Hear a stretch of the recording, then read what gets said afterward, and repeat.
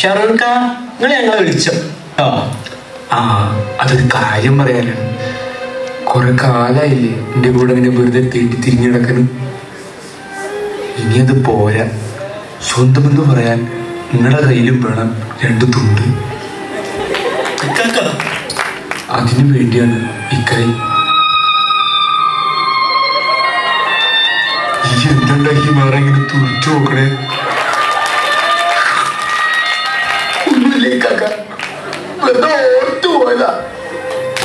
മഷിയില്ലാത്ത പേനയും പിടിച്ച് അലക്കത്തെ നാറിയ ഷർട്ട് ഇട്ടോണ്ട് ആദ്യമായിട്ട് ഇവിടുത്തെ ലെക്ചറോടെ ഷോർട്ട് എക്സാം എഴുതാൻ വന്ന ദിവസം, അന്ന് ഇന്റേണലില്ലാതെ ഡബിൾ എഡീഷനിലായ ഇക്കയും വന്നിട്ടുണ്ടായിരുന്നു എക്സാം എഴുതാൻ. 5 പൈസ എന്നെ വിവരില്ലായിരുന്നു. ഇക്കാന്റെ കൂടെ ഇൻസൈഡിൽ നടക്കുമ്പോ ഒരു റെഗുലറിന്റെ ഗമയായിരുന്നു. ഇജിപ്പോ എന്തിനാണ് ഇതൊക്കെ ഇവിടെ വിളമ്പണേ? ഞാൻ ഓർത്തു പോയതാണ് ഇക്കാക്ക. ഒരു ദിവസം യൂണിവേഴ്സിറ്റി എഴുതാൻ പോയപ്പോ അനാട്ടമി പേപ്പറുള്ള ചോദ്യങ്ങളൊക്കെ ഇങ്ങനെ തുറച്ചു നോക്കുക.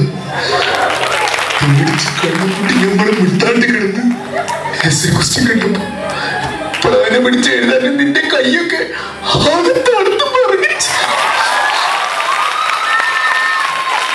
കൂടൊറ്റന്മാരൊക്കെ ബാക്കിൽ നിന്ന് കോപ്പടിച്ചപ്പോ ഞാൻ മാത്രം ഫ്രണ്ട് ബെഞ്ചിൽ ഒറ്റയ്ക്ക്.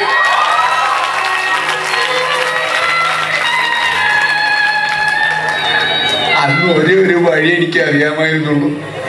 ഏത് നേരത്ത് വന്നാലും കൈ നിറയെ തുണ്ട് തരുന്ന ഈ തുണ്ട് രാജാവിന്റെ അടുത്തേക്കുള്ള വഴി. അന്ന് ഞാൻ എംഎച്ചിന്റെ ന്യൂ ബ്ലോക്കിൽ വന്ന് ഓളിട്ട് കഴിഞ്ഞപ്പോ ഇറങ്ങി വന്നത് ഷാരൂഖ് ഖാൻ. കരയണ്ടടാന്ന് പറഞ്ഞിട്ട് കയ്യിലുള്ള തുണ്ടൊക്കെ ഇച്ചി തന്നു. അന്ന് മുതൽ തുടങ്ങിയതല്ലേ ഇക്കാക്ക ഇങ്ങനെ നേര് പോലെ കൂടെ ഉഴപ്പാൻ. എന്നിട്ടും ഞങ്ങക്ക് മനസ്സിലായി ഇക്കാക്ക, എല്ലാം ഞങ്ങളെ ഏൽപ്പിച്ചിട്ട് പിന്മാറാന്ന് പറയുമ്പോ ഞങ്ങക്ക് അറിയാം ഇക്കാക്ക, എന്നെ ഇവനൊക്കെ ക്രോണിക് അഡീഷണലാക്കി മാറ്റണം. എന്നിട്ട് ഒറ്റയ്ക്ക് എക്സാം പാസ്സാകണം ഇക്കാക്ക്.